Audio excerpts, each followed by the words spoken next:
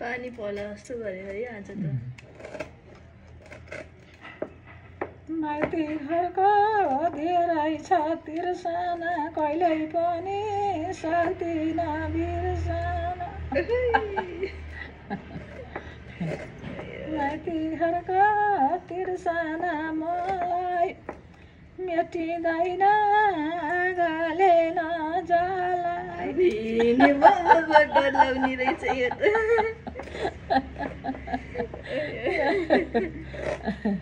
कडा कडा गाउने है त्यो बेला मान्छेहरूले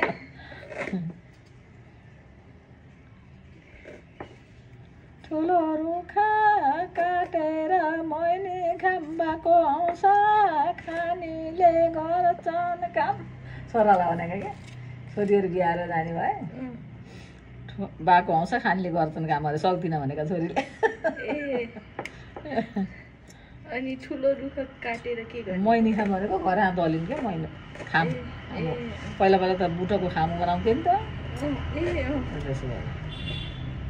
ए